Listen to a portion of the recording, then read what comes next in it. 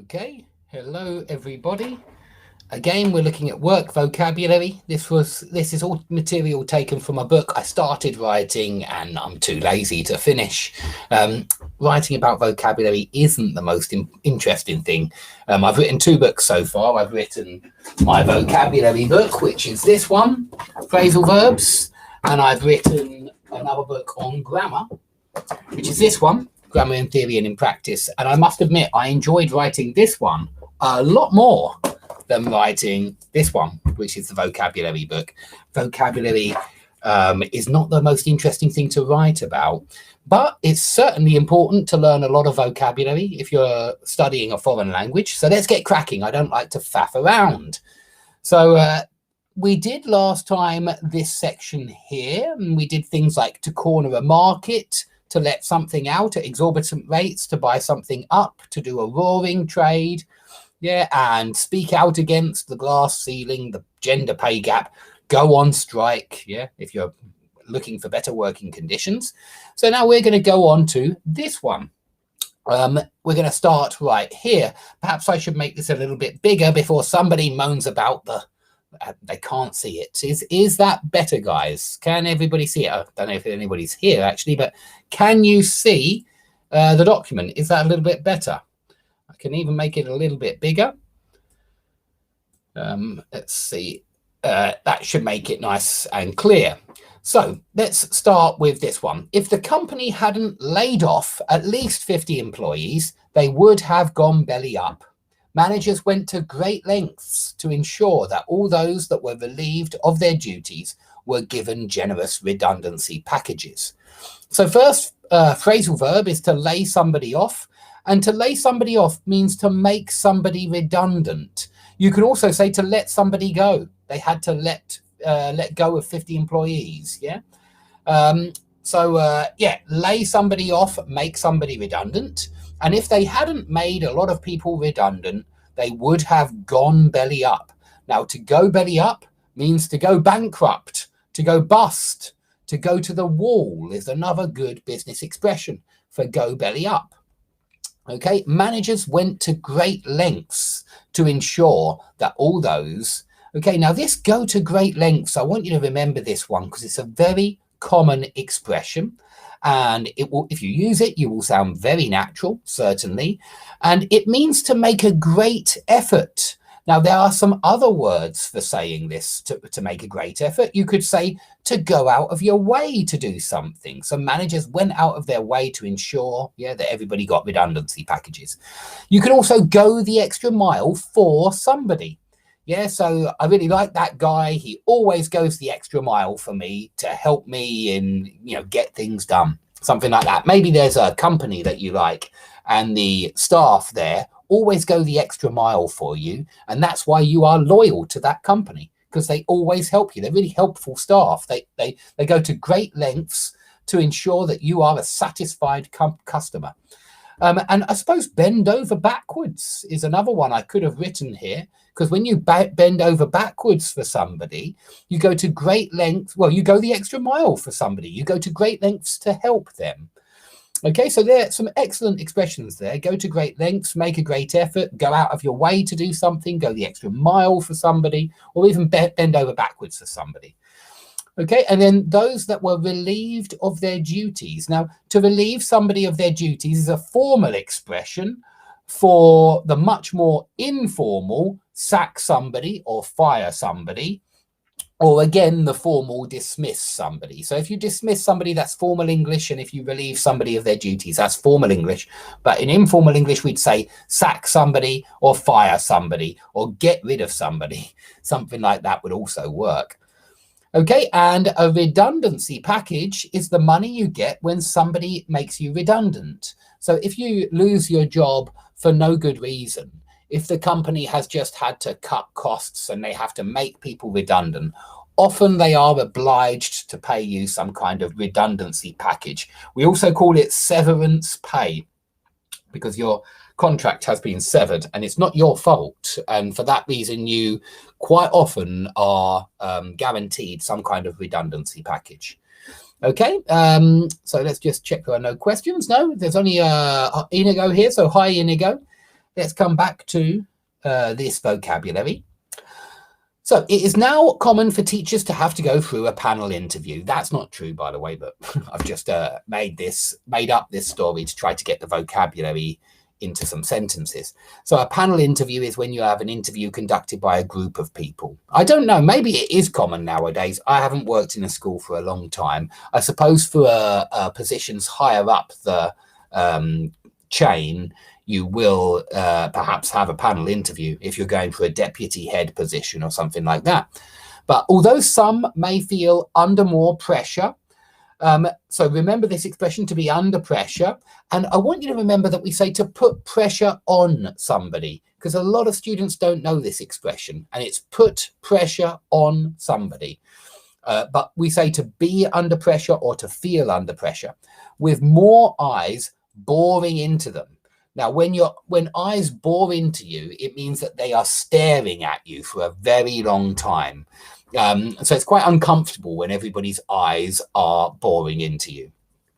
So others may be more at ease knowing that several people are responsible for narrowing down the list of candidates. So to narrow down a list means to cross names off the list until you get to the ones that you want. And of course, when you've got 50 candidates for one position, you need to narrow down that list of candidates to the one suitable candidate. So it's a good phrasal verb for when you're reducing the number of options on a list. Usually they select the person who has a good track record, good communication skills, and good team working skills. So good track record there, that means a good experience, impressive achievements in your career. Okay, let's keep going on to the last one now for today. We penciled in a meeting for the 15th, though this was put off until the 22nd. And when this date came round, Peter called in sick. Look at that, 4 phrasal verbs in one sentence. They get around everywhere, these phrasal verbs. If you're not using any, then you won't sound very natural, because all natives use a hell of a lot of phrasal verbs. So to pencil in a meeting means to provisionally add that meeting to your timetable. So you're not very sure about it, and that's why you use a pencil and not a pen. Yeah, you pencil it in so that you can rub it out if plans change, and you might need to change your plans. And so we penciled in, we provisionally arranged a meeting for the 15th, though this was put off until the 22nd. So to put off means to postpone, to delay, to make something later than it actually is. So they put the meeting off until the 22nd. And when this date came round, that just means when this date appeared. You can say winter came. Well, you'd normally say winter came rather than winter came round, but you do say the date came round, or when my birthday came round, something like that, or when this year came round, I think would even work. But when this date came round, Peter called in sick. So remember that you call in sick, and we use call in when you're warning them that you won't be going to work that day because you're sick, and we say just call in sick. Okay, he did feel up to coming into work the next day. Okay, to feel up to, or to be up to something. Now, be careful with be up to. It does have a second meaning, and I'll talk about that in a second. But if you are up to something, if you feel up to something, then you are capable of doing that something. So capable as in strong enough, or you know, sharp enough, fresh enough to do that thing. So you might say something like this. It's very similar to be cut out for something. If you remember this from the first class on work vocabulary, I said I wasn't cut out for working in schools. And I suppose that means that, yeah, I wasn't suitable. I wasn't suitable for that job. And if you say I wasn't up to working in schools, that means I wasn't capable of doing that job. So they're slightly different, but they are similar. Second meaning of to be up to is like, it's very similar to do, but it's like get up to. We say, what are you getting up to? We often say it to children, and we say we mean like, what kind of naughty thing are you up to? Yeah, it's quite a weird phrasal verb to translate. But for the Russians out there, I think it's very much like что ты творишь. Yeah. What are you getting up to? What are you doing? What kind of naughty stuff are you up to? Oh, I'm sorry, I've put the page down, but yeah. So to feel up to something, to be capable of doing something. So he did feel capable of coming into work the next day. So eventually we got round to discussing the quarterly sales figures. Now, if you get round to doing something, it means you finally find the time to do something that's been on your timetable for a long time. Yeah. So I'm glad that I was able to get round to making 2 videos today. Yeah, and it just means I managed to find the time to do that today. I don't usually manage to make 2 videos in one day, but today I did manage to. I managed to get round to doing the second video. Okay, so let's carry on. So eventually we got round to discussing the quarterly sales figures. However, I was as tired of his excuses as I was of his poor results. So he was sacked, fired, dismissed at the end of the year. So to sack somebody, to fire somebody, it means to get rid of somebody. Now, I think we'll leave it there for today, but I do already have a couple of quizzes, even one with pictures here. Look, ooh. I have a couple of quizzes for you that I will be putting on my website only. Go to my website. If you haven't been on my website yet, I'm not very happy with you. So please head towards skype-lessons.com for all of these classes. This morning's class will certainly be taken off YouTube in a few seconds, and it will be put onto my website. And that's a class on tenses. A lot of you ask for stuff on tenses, so please. That's a very long class on tenses, and it looks at how we use tenses in literature. So how we actually use tenses in books.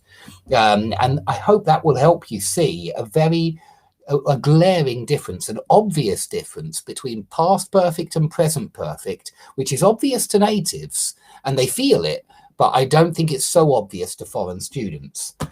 Okay, so I'll quickly say hello to everybody before I say goodbye to everybody. So hello, Amit, Inigo, Gel, Madeline, Yulia, Sridhar, and Mary. I do appreciate you all coming along and supporting me, and I do hope that you'll all come along later. I imagine tomorrow morning I'll probably do another video. Not today, I don't think. But yeah, please go to the website if you want the exercises for what we've just been looking at, because they will be appearing within the next hour, I promise. Okay, so thanks everybody. See you soon.